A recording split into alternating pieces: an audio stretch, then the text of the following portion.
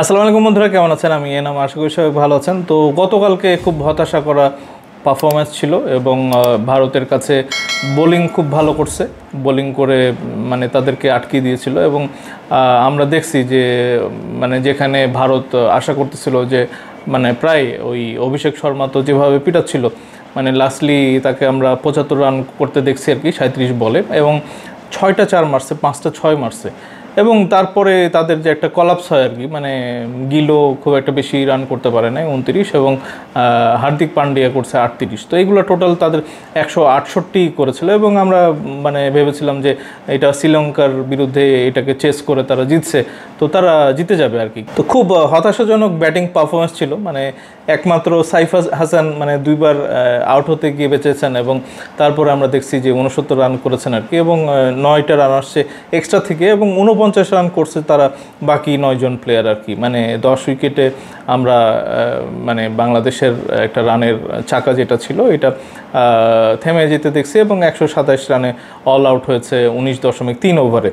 এবং সোশ্যাল মিডিয়াতে অনেকে মিম বানিয়েছেন লিটন কুমার দাসকে নিয়ে, যে দাদাবাবুদের ভালোবেসে উনি ইনজুর্ড হয়ে গেছেন। এবং ভারতের পশ্চিমবঙ্গের যারা মানে কাকাবাবু দাদাবাবু আছেন তারা ওইখানে কমেন্ট করেন আর কি, যে ভয়ে লিটন কুমার মানে খেলতেই নামে নেয় আর কি, ব্যাপারটা এরকম। তো আজকে পাকিস্তানের সাথে বাংলাদেশের খেলা আছে এবং দেখেন মানে সাইফ হাসান কিন্তু মানে 5টা 6 মারছে, 5টা 6 এবং 3টা 4। মানে আমরা সবচেয়ে মানে মনদের ভালো যে একটা ভালো ব্যাটসম্যানকে আমরা দেখলাম যে দাঁড়িয়ে থাকতে, এবং অনেকে বলতেছেন যে আইপিএলে আবার সাইফ হাসানকে মানে ওনাকে নেওয়া হতে পারে আর কি। তো এগুলো আবার যারা একটু বেশি প্রশংসার ভিতরে পড়ে যায়, আবার তারা এতটাই বাজে খেলে যে দল থেকেই বাইরে চলে যায় আর কি।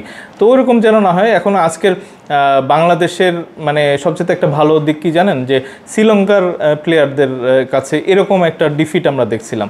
মানে কোথায় ওই মানে ফার্স্ট মানে গ্রুপের আর কি, গ্রুপের যে খেলা ছিল সেখানে কিন্তু শ্রীলঙ্কার কাছে একেবারে বাজেভাবে হারছে আর কি।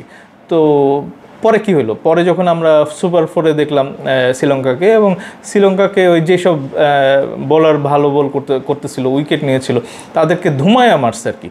তো এখানে আমার একটা মানে আমি যেটা বুঝি আর কি, সেটা হচ্ছে যে বাংলাদেশের এই দলের মানে খেলোয়াড় যারাই আছে আর কি, তারা একটা বার খেললেই বুঝতে পারে যে তাদের ওই ভুলগুলা কোথায় হচ্ছে। এই যে মানে 9টা প্লেয়ার বাংলাদেশের মানে খুব বাজেভাবে মানে খেলছে আর কি। মানে একমাত্র ইমন হচ্ছে 19 বলে 21 রান করেছে এবং অন্যরা মানে 10 রানও করতে পারে না আর কি, মানে ডাবল ডিজিটেও আসতে পারে না আর কি। তো সেখানে আমরা দেখবো যে এই ছেলেরাই যদি ফাইনালে উঠতে পারে, এবং ফাইনালে তো আমরা জানি যে ভারত উঠে গেছে, তো বাংলাদেশ কিন্তু তাদের এই দুর্বল জায়গাগুলি নিয়ে কাজ করবে এবং ওই শ্রীলঙ্কাকে যেভাবে হারাইছে, মানে প্রথম রাউন্ড মানে গ্রুপের যে খেলাতে তারা মানে হেরেছে এবং তারা নিজেদেরকে রেকটিফাই করছে এবং দ্বিতীয় ম্যাচে শ্রীলঙ্কাকে একদম উড়াই দিছিল আর কি।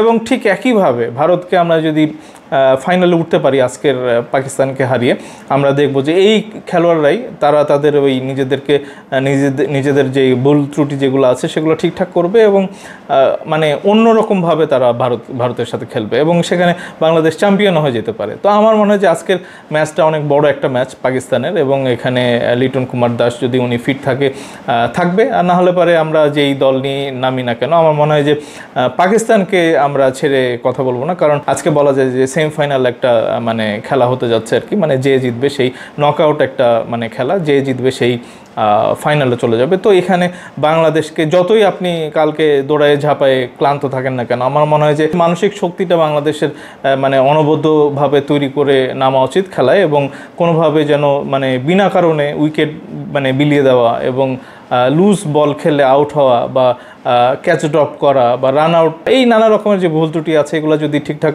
আপনারা করতে পারেন, মানে যতই আপনি ক্লান্ত থাকেন না কেন, আমার মনে হয় যে মানসিকভাবে চাঙ্গা থাকলে ওই শারীরিক মানে যতই দুর্বলতা থাকুক বা আঘাত টাঘাত যতই থাকুক, আমার মনে হয় যে সেগুলি ঠিক হয়ে যাবে। একটাই তো ম্যাচ, এই ম্যাচে যদি জিততে পারেন তো এটা তো বাংলাদেশ 800 কোটি মানুষ আপনাদের দিকে তাকিয়েছে। তা আপনাদের ওই স্পিরিটগুলি মনে রাখতে হবে। আমরা কীভাবে 2024-এর যে গণ অভ্যুত্থান সেখানে ফ্যাসিস্টকে কীভাবে দেশ ছাড়া করেছিলাম, হারিয়েছিলাম এবং 71-এ এই পাকিস্তানকে আমরা মানে একটা বড় একটা শক্তি, সেখানে আমরা বাংলাদেশ মুক্তিযোদ্ধা যারা ছিল তারা কিভাবে পাকিস্তানি একটা শক্তিশালী পাকিস্তানি দলকে আমরা কিভাবে হারিয়েছিলাম। তা আমার মনে হয় যে এই যে যেই স্মৃতি যেগুলো আছে সেগুলো নিয়ে উদ্দীপ্ত হন এবং মানসিকভাবে অনেক শক্তি নিয়ে মাঠে নামেন। আমার মনে হয় যে জয় কেউ আটকাতে পারবে না। তো আজকের ম্যাচ নিয়ে আমি খুব কনফিডেন্ট। আমি মনে করি যে খুব বড় ব্যবধানে পাকিস্তানকে বাংলাদেশ দল আজকে হারাবে।